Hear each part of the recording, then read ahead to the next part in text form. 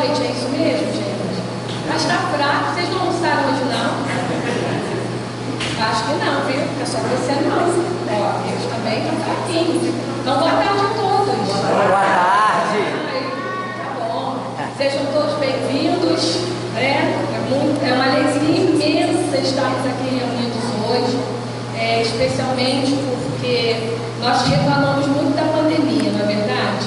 Ela trouxe muitas coisas que não foram boas na nossa caminhada, mas ela também trouxe coisas boas. E uma delas foi a oportunidade de conhecer as pessoas através da internet, através do Café com o Evangelho. Eu conheci a Dora e tantas pessoas daqui que a gente ama já tanto, num reencontro maravilhoso. Talvez se não fosse essa oportunidade, nós não estaríamos juntos aqui, pelo menos eu não, provavelmente não. Então, assim, eu quero agradecer a casa, agradecer a todos vocês por essa oportunidade, por esse presente maravilhoso, que é lembrar um pouco da vida de Francisco de Paula Cândido, que é o nome de batismo do Chico Xavier. Então, hoje nós vamos refletir juntos, e a minha proposta é que possamos refletir, que vocês possam também contribuir e participar. Eu acho que quem senta mais lá no fundo são os espíritos mais evoluídos. Aqui na frente são os menos evoluídos. Desculpa, gente, mas brincadeiras à parte, depois querem chegar um pouquinho mais para frente, mas estão ouvindo bem? Beleza, então vamos lá. Então, Chico Xavier, exemplo de amor, fraternidade, é o nosso tema para nós refletirmos hoje. Chico Xavier,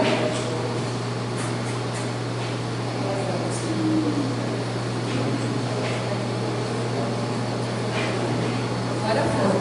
Chico Xavier nasceu no dia 2 de abril de 1910. Quem lembrou dele hoje? Precisamos lembrar mais, vocês não acham? Sim, não é? Afinal, o legado que ele nos deixou, tudo que ele trouxe para nós, tudo que ele fez para todos nós, realmente nós precisamos lembrar mais, sermos mais gratos ao Chico Xavier.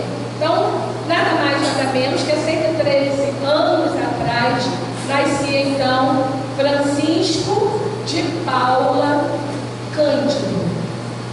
Francisco de Paula, porque naquele dia que ele nasceu, ou seja, hoje, também se comemora o dia do Santo Francisco de Paula, que eu não conheço.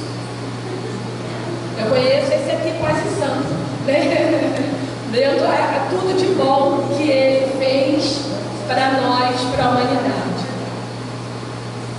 Estamos assentados, tudo bem? Sem problema, tá? Então vamos lá, vamos refletir um pouco, vamos pensar um pouco. Eu já trouxe ali, falar de Chico Xavier, falar dele. Amor e fraternidade. Alguém mais? O que mais quando nós lembramos do Chico nos remete? O maior, segundo o SBT do Silvio Santos, é o maior homem do país. Maior homem do país. Brasileiro. Daniel, paz, humildade, caridade, ciência, resiliência, também, resiliência, frutos do amor, amor. Olha quantos sentimentos e muitos mais nos remete o Chico Xavier, Então é muito importante nós pensarmos um pouco na sua vida. Está dando caminho, Pensar um pouquinho na sua infância. Não sei se vocês sabem, a partir dele com 4 anos de idade, ele nasceu no dia 4 de abril, em Pedro Leopoldo, uma cidade do interior de Minas Gerais. A mãe dele se chama Maria João de Deus, o pai dele, Francisco Cândido Xavier.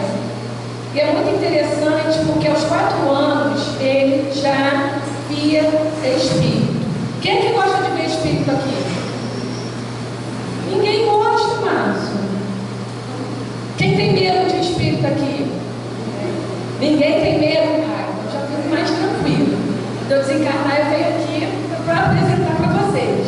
Não, né, gente? Então, imagina uma criança de 4 anos já vendo espíritos.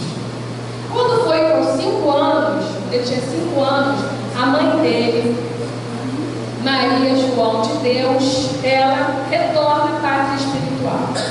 Deixa Chico, que era o caçula, e mais 8 irmãos. O pai não ia fazer o quê, né? Com aquelas 9 crianças. Ele não tinha condições de ficar com 9 crianças sozinho. Então ele distribui na família os 8 filhos. E Chico vai para casa da amiga da mãe dele, que na verdade era a madrinha dele, a dona Rita de Cássia. É importante a gente pensar, né? Porque vai estar com a madrinha, tá bem na fita, né, gente? Tá tranquilo, tá lá com a madrinha, segunda mãe, responsabilidade de madrinha. Mas será que foi assim mesmo? Quem conhece a história sabe que Dona Ritinha, ela tinha problemas espirituais, né? Ela tinha problemas obsessivos. Então, Chico Xavier cortou um mau bocado com ela. Porque ela batia nele com vara de marmelo, ela espetava com garfo.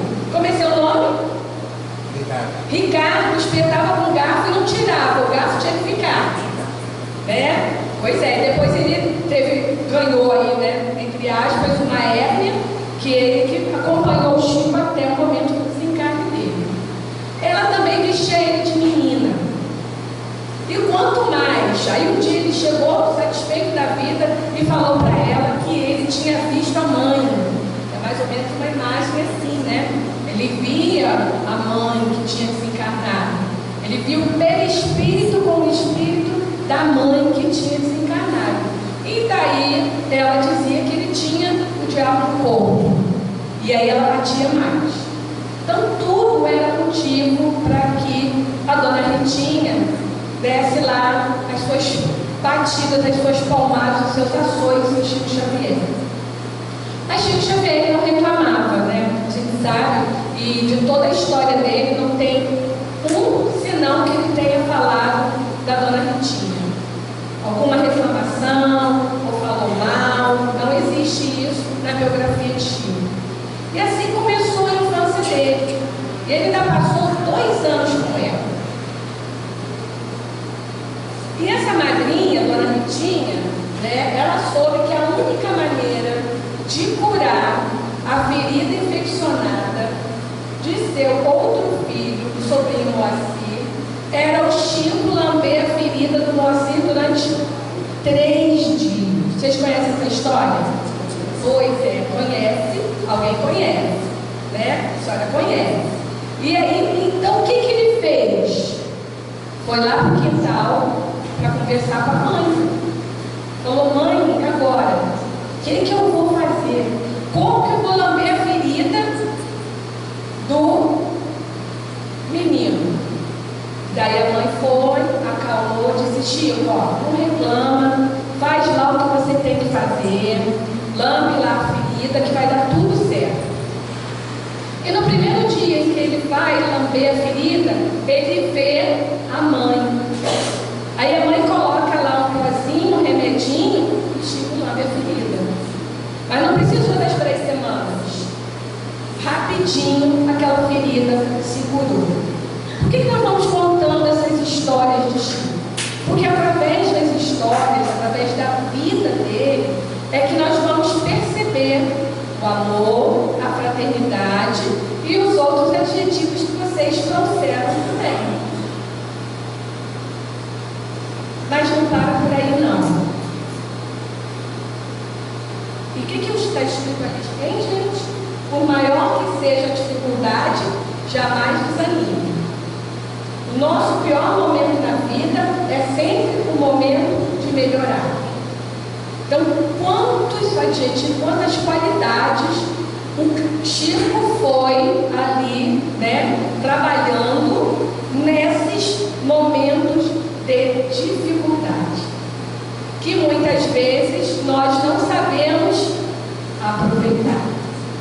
Então ele vai mostrando ao longo da caminhada dele como aproveitar esses momentos de dificuldade, porque são nesses momentos que nós vamos crescendo, melhorando, evoluindo. Esse é o objetivo. Não que nós somos, aí que eu vim aqui para sofrer, eu tenho que passar dificuldade, tenho que vivenciar sofrimentos e dor é necessário. Entre aspas, né? Na verdade é uma lei de ação e reação. Eu planto, eu vou colher. Então vamos ter esse cuidado e saber aproveitar esses momentos de dificuldade. E não era só isso que Dona Ritinha fazia com o Chico. Como ela tinha um processo obsessivo muito grave, nos momentos que ela estava realmente nas suas crises, ela não dava comida para o Chico.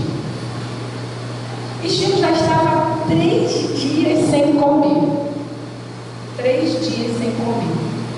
E daí ele já não estava aguentando mais de fome, ele vai lá no quintal para encontrar com a mãe.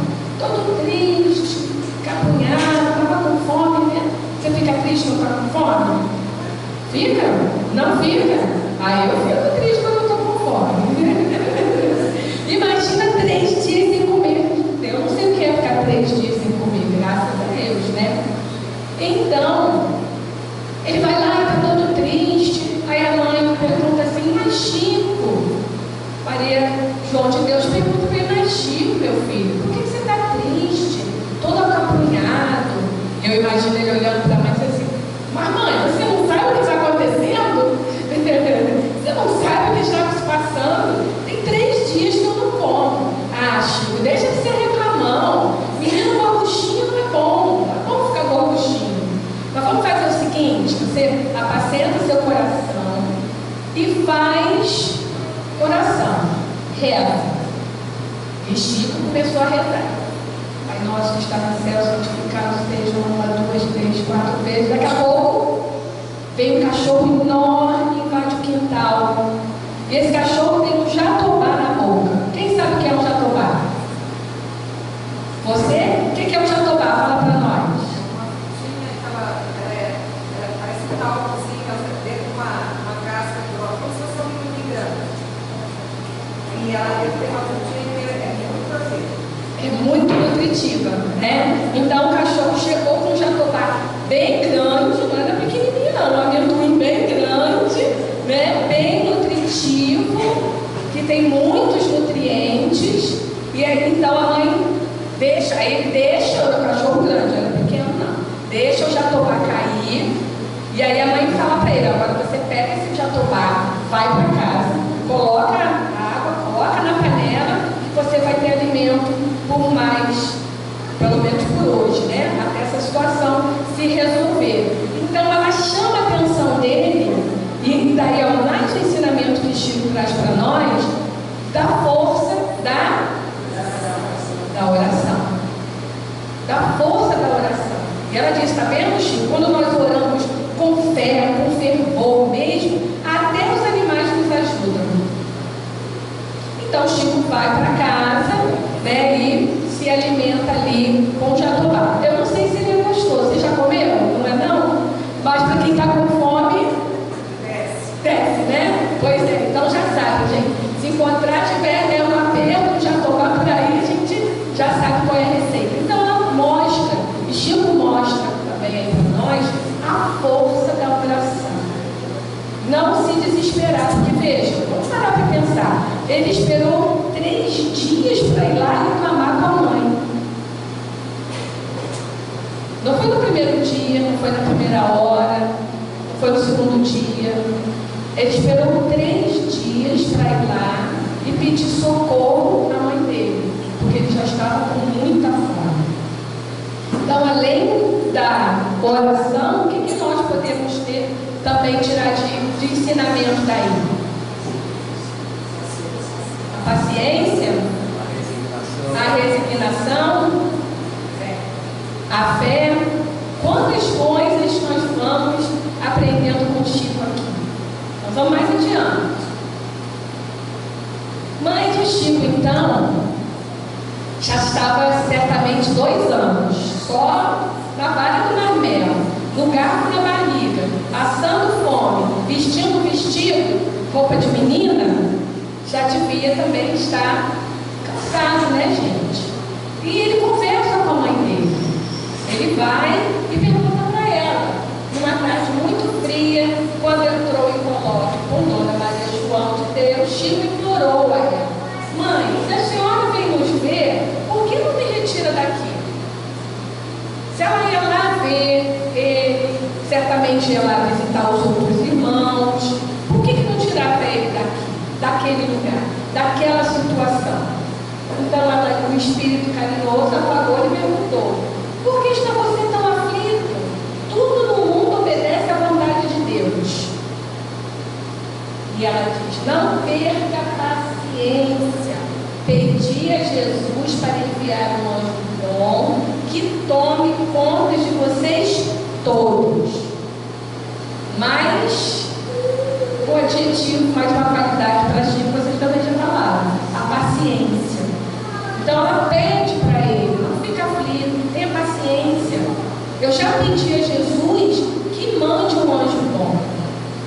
E esse anjo bom, enfim, aparece, que é Dona Cidália, que o pai de Chico resolve então ter segundas núpcias e casa com Dona Cidália.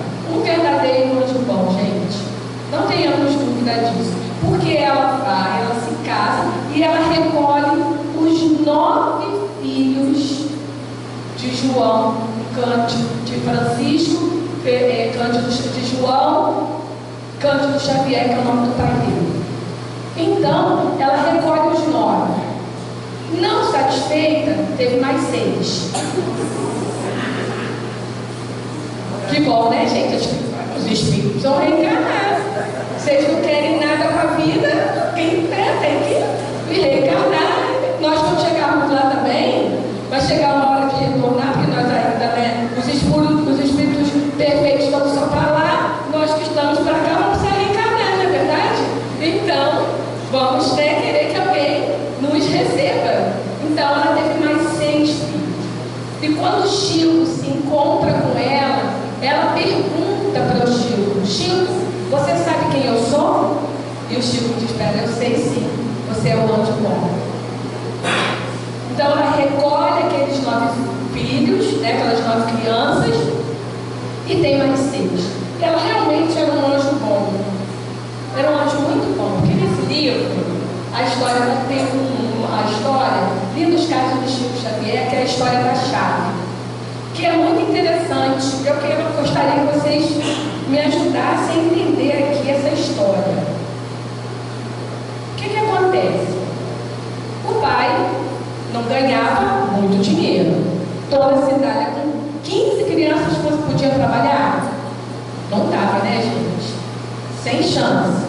Mas ela tinha uma horta em casa, ela tinha repolho, ela tinha alface, ela tinha muitas coisas na casa que ela vendia, ela usava para alimentar as 15 crianças, mas ela e o marido. E além disso, ela vendia para poder ajudar, né, nas tarefas lá, no pagamento, especialmente para manter os 15 meninos na escola. Mas só que ela precisava, e muitas crianças iam para a escola, o pai de Chico ia trabalhar e a casa ficava sozinha. E ela precisava ir muito, muito longe para pegar lenha. Quando ela chegava em casa, cadê as hortaliças? Alguém estava pegando as hortaliças, o repolho, a couve-flor, estava pegando lá as coisinhas. Ela começou a ficar encafifada, né? E agora? O que eu vou fazer para manter essas crianças na escola? O que eu vou fazer para ajudar? Quem será que está pegando aqui as coisas? E ela descobre que é a vizinha. Olha, a vizinha, quando ela saía, a vizinha ia lá e pegava as coisas.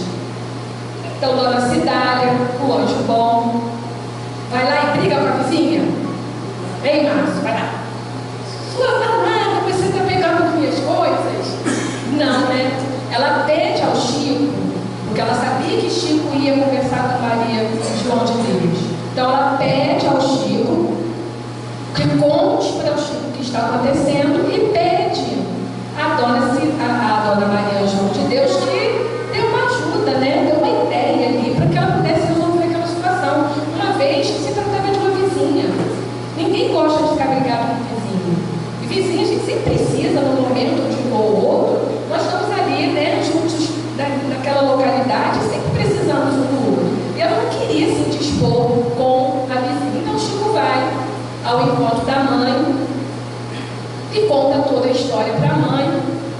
E a mãe diz o seguinte: que bom, né? Já é isso mesmo, tem que brigar com vizinhos.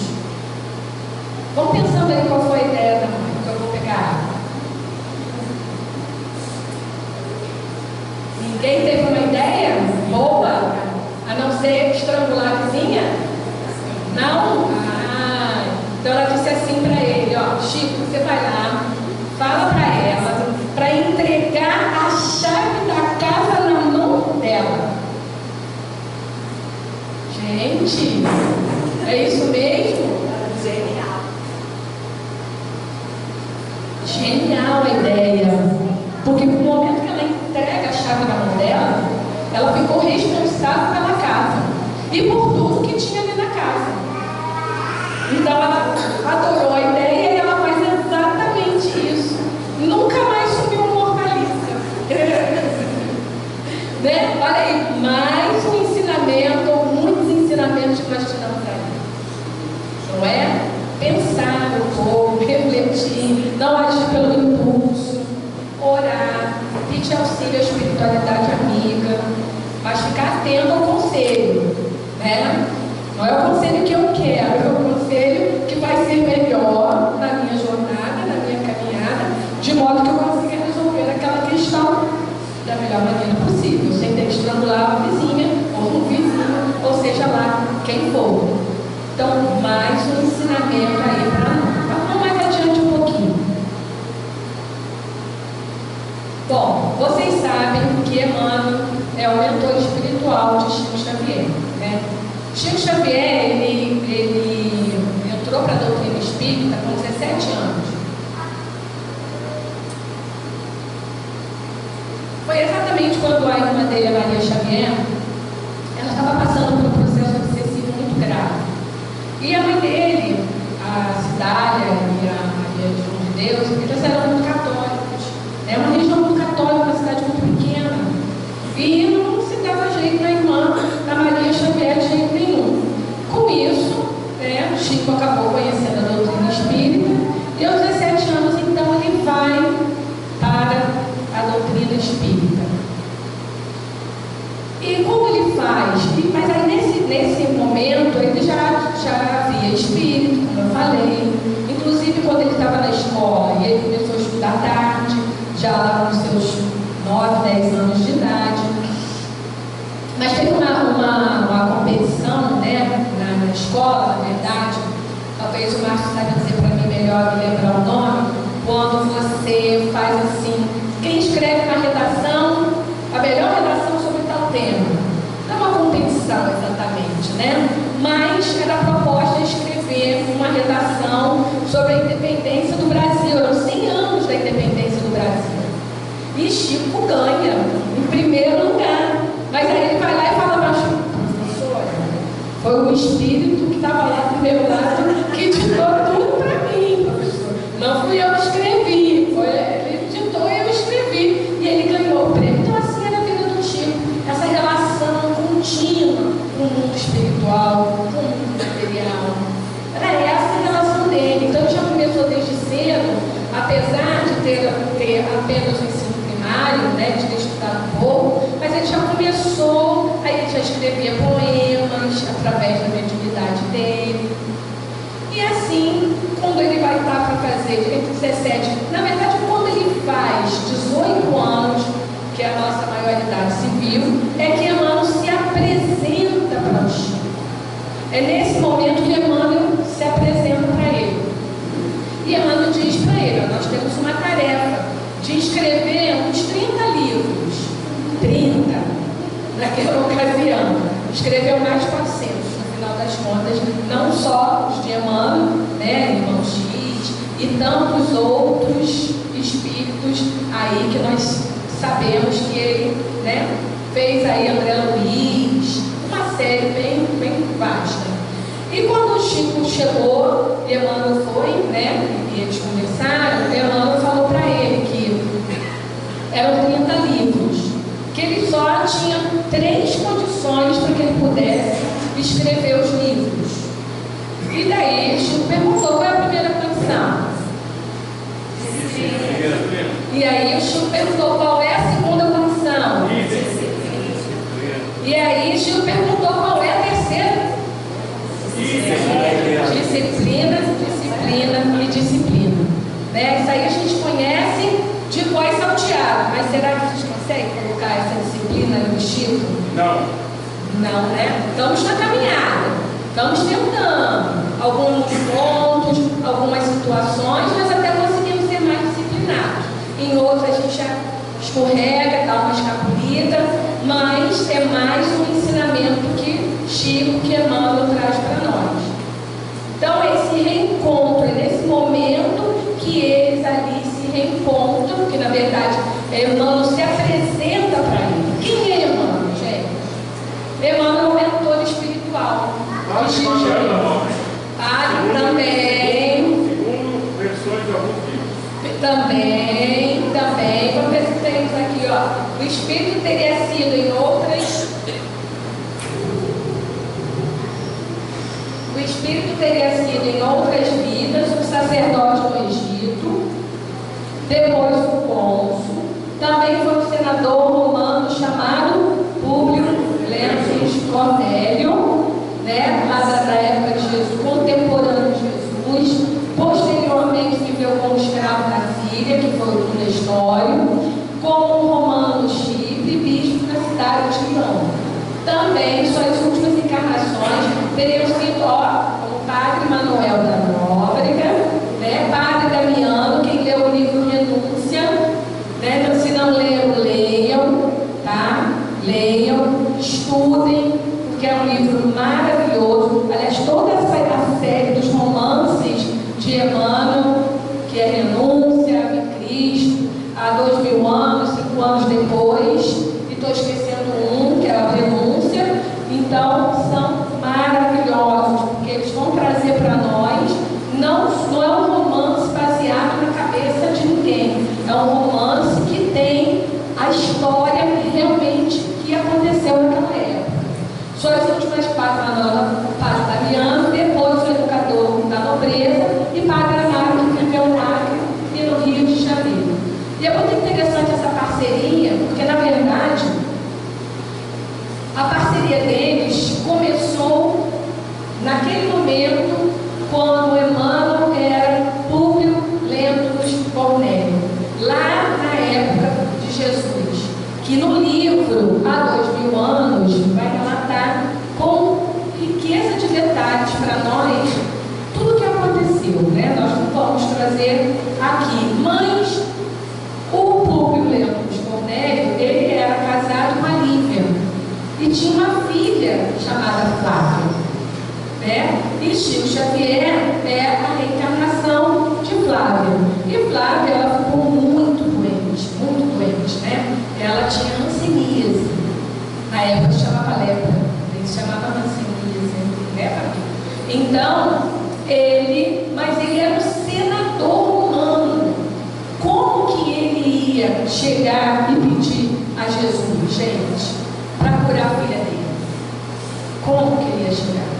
E é muito interessante a história, porque na casa tinha uma pessoa que auxiliava, né, lá nas tarefas domésticas, que era a Ana, e a Ana começa a conversar com a Lívia sobre Jesus, os feitos de Jesus. E ela queria que ele levasse. Mas como que ele ia levar, gente? E o orgulho. E ele é o senador romano, como que ele ia? Não ia.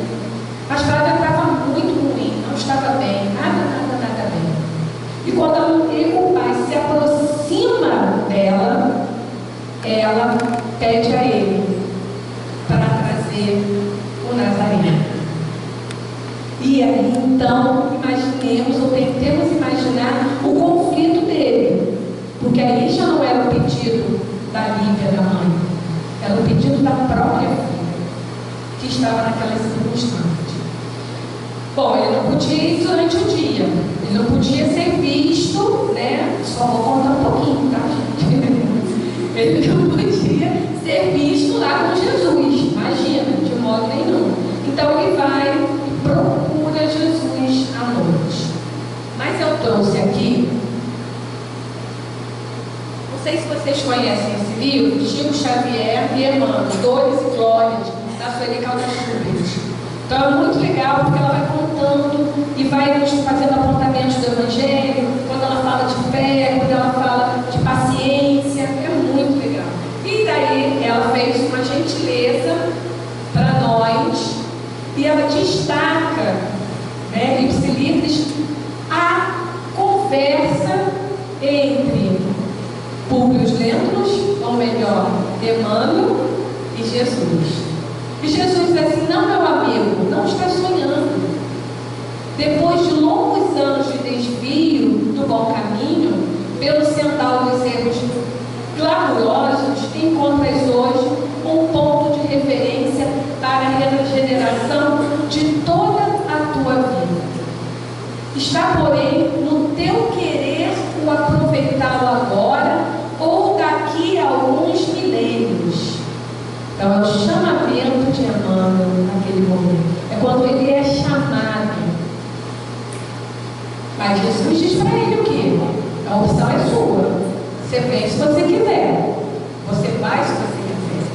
Se o desdobramento da vida humana está subordinado às circunstâncias, és obrigado a considerar que elas existem de toda a natureza, cumprindo as criaturas a obrigação de exercitar o poder da vontade e do sentimento, diz ele, buscando aproximar seus destinos das correntes do bem e do amor aos semelhantes. Então, nesse momento, Jesus está falando ao coração dele. Mais um trechinho só. Soa para teu espírito neste momento um minuto glorioso. Com certeza, né? Um momento glorioso. Está frente a frente com o Mestre Jesus. Se conseguires utilizar tua liberdade para que seja Ele em teu coração doravante um cântico de amor, de humildade, de fé, na hora indeterminada da redenção dentro da eternidade.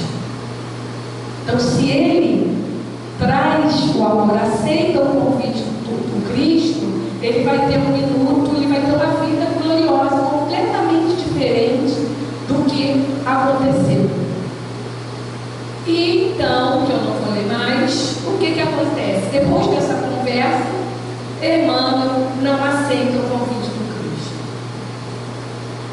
E ele conta isso no livro, há 2000 anos, como foi difícil para ele retornar a toda aquela história vivenciada por ele e a rejeição dele àquele convite do Cristo.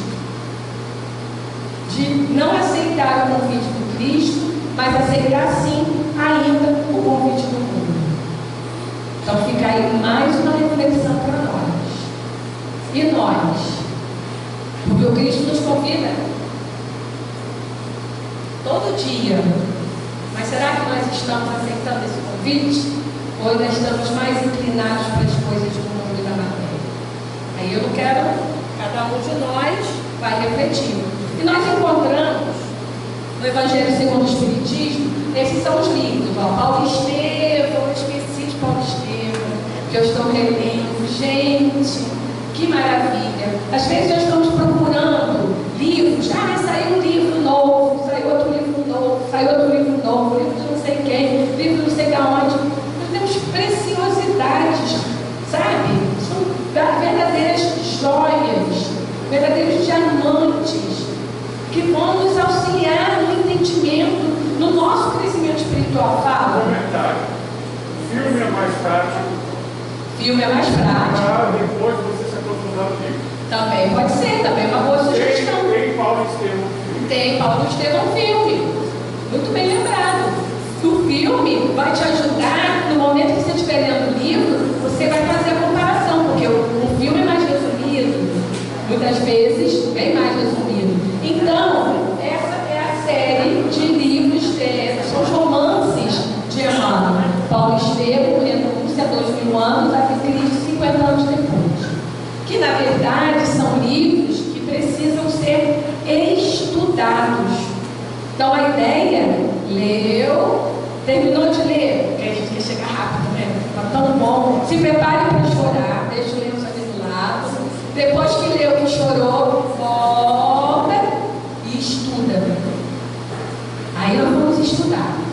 Lê com calma, mesmo sabendo, e vamos ficar surpresos com o que nós vamos encontrar nesse caminho ali. Então ele diz assim, no Evangelho segundo o Espiritismo tem uma mensagem de Emmanuel.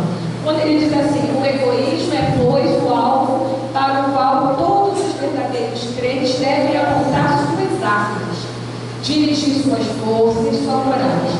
Digo coragem porque dela muito mais necessita cada um para vencer-se a si mesmo do que para vencer os outros. Então é uma lição muito importante também que Emmanuel mostra para nós. Qual é o inverso do egoísmo, gente? Altruísmo. Altruísmo. O que mais que é o inverso do egoísmo? Caridade. Caridade. O que mais? Vamos pensando. Então vamos ver aqui o que nós temos aqui, ó. A humildade. Tudo isso vai nos ajudando. O amor. Aí continua Emmanuel. Expulsai da terra o egoísmo, para que ela possa subir na escala dos mundos. Lembrando que o nosso planeta está subindo. Vamos subir juntos ou vamos ficar aqui? Pois é, a gente quer subir junto, né? Senão vamos acabar indo para outros mundos que estão no nível que vai estar no nosso nível de evolução espiritual. Não é castigo não, tá, gente? Você não tem como passar de um professor aqui que diga para nós, dá para passar um aluno que não tem condições de passar? Não dá. O aluno tem que se esforçar, tem que estudar, tem que buscar praticar. Como não diz no livro Renúncia, o Senhor nos fala que o Evangelho do Cristo precisa ser estudado versículo a versículo. Mas ela fala assim, ó, conhecer, meditar, sentir para vivenciar. Estamos passando da fase de só ficar sentados aqui, olhando e ouvindo as palestras. Nós vamos refletir juntos. Precisamos buscar sentir o que estamos ouvindo aqui nesse momento, para poder vivenciar, arregaçar as mangas, porque eu tenho certeza que a Casa Espírita Suave Caminho tem tarefa para todo mundo. Tem ou não tem? Então, ó, vamos lá. Então, ele diz assim, expulsai da terra o egoísmo para que ela possa subir na escala dos mundos, porquanto já é tempo de a humanidade envergar sua veste viril para que cumpra que primeiramente os pilares dos nossos corações. Então, Emmanuel está nos chamando a atenção aí para o egoísmo, para o orgulho, a vaidade, que são sentimentos que nós precisamos ir trabalhando, descobrindo, né? E é exatamente no prefácio do livro 2000 anos que Emmanuel fala para nós que tem a oportunidade de se encontrar pessoalmente com Jesus, mas entre a opção de ser servo de Jesus e ser servo do mundo, ele escolheu ser servo do mundo. E nós, no nosso dia a dia, quando recebemos o convite para sermos servos de Jesus, escolhemos servos de Jesus ou escolhemos servos do mundo? Às vezes as pequenas coisas nós precisamos refletir. Para mim, essas recordações, diz Emmanuel, têm sido muito suaves, mas também muito amargas. Suaves pela rememoração das lembranças amigas, mais profundamente dolorosas, considerando o meu coração pequenino, que não soube aproveitar o minuto radioso que soara no relógio da minha vida de espírita há mais de 2000 anos. De espírito há mais de 2000 anos. Então, mais uma reflexão que Chico traz para nós. que Emmanuel traz para nós. Eu trouxe um videozinho para o Pai, bem rapidinho.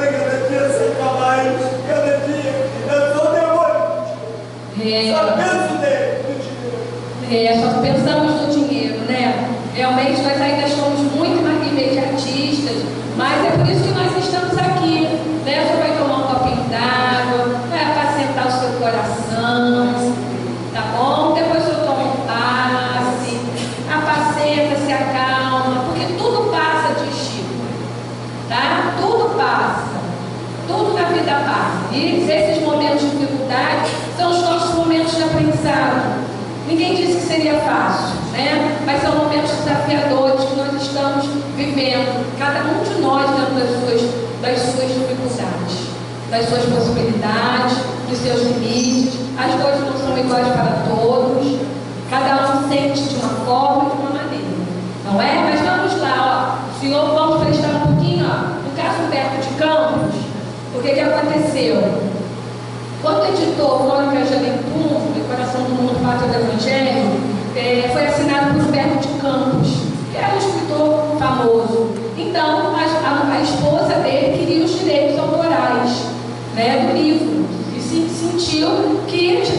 primeiro tinha que provar a autenticidade, para depois ela ter direito aos direitos autorais.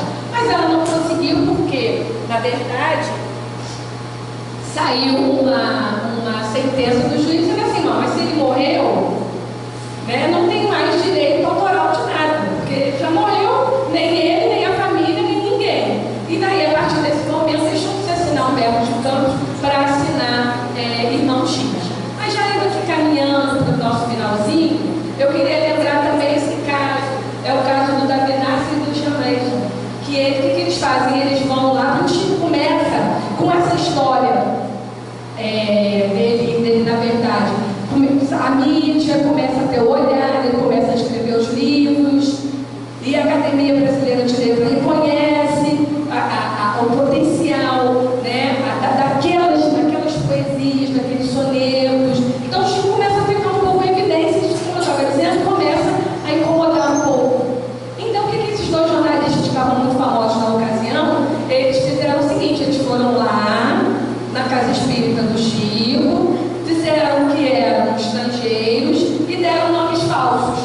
Aí pintaram e bordaram no Chico, tiraram fotos, fizeram tudo do jeito que eles queriam. Aí saiu uma manchete na revista, se não me falha a memória, o Cruzeiro, enfim. E quando depois eles chegaram em casa, depois, o Nasser, o Reis, eu não sei qual dos dois, o Jean, que fez primeiro, foi olhar o livro que o Chico tinha autoridade e autografado para eles. E aí o que acontece? Quando eles olham o autógrafo, estava o nome deles, a assinatura de Emmanuel, ao querido Nasser, ao querido Jean, Emmanuel. Então eles ficaram, e ainda falaram assim, né, por isso não gostamos de mexer com essas coisas de espírito, deixa essas coisas de espírito para lá. Mas vamos lá.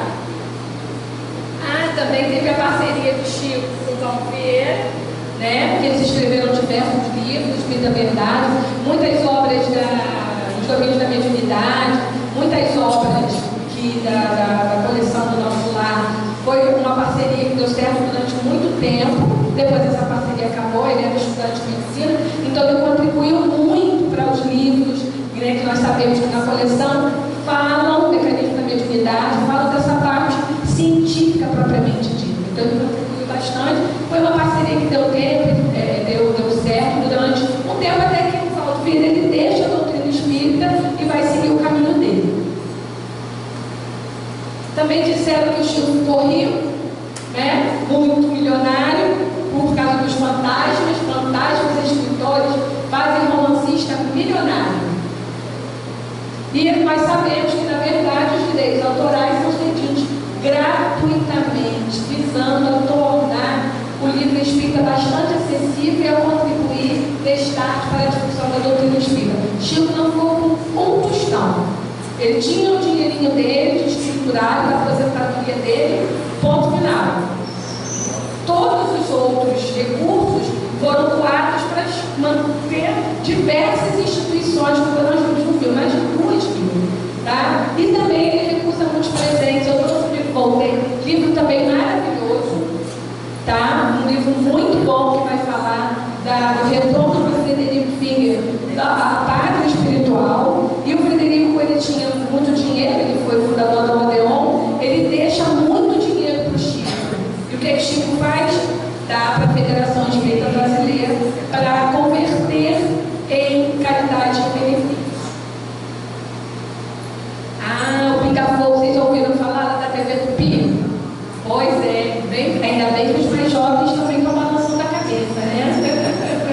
Porque o Pica-Fogo é antigo, olha, de 1971, e foi um sucesso, porque o Chico, ele ficou muito tempo, a ideia do Chico não era ir para a mídia, não era a intenção do Chico para a mídia, né? Esperando talvez realmente um momento adequado, e realmente esse foi um momento muito adequado, porque foi um sucesso. Até hoje, nenhuma televisão brasileira alcançou o índice de audiência que alcançou naquela ocasião.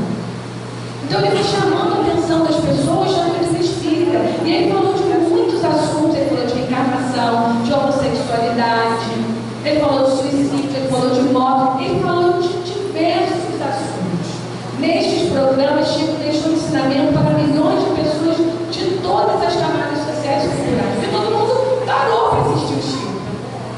Todos pararam. Então ele diz assim, sobre o porquê da vida, quem somos nós, para onde vamos após a morte do corpo físico, entre outros temas. Então, nós vamos observando quantos ensinamentos o Chico nos traz. Não é só o amor e a fraternidade. Então, é o que o Chico falou, este é o meu mandamento, amai-vos uns aos outros como eu vos amei. Será que nós conseguimos ver Chico nessa fala de Joana de Ângeles? O amor é o sentimento fundamental para o estabelecimento da felicidade humana, sem o qual a vida perde o total sentido e significado de que se reveste. Um indivíduo rico de amor transforma-se em precioso celeiro, onde todos podem se repletar de alimento vivo. Esse era o Chico, não era? Esse realmente era esse indivíduo rico de amor, porque onde ele estava, ele ajudava, ele auxiliava, e o seu amor resplandecia, e certamente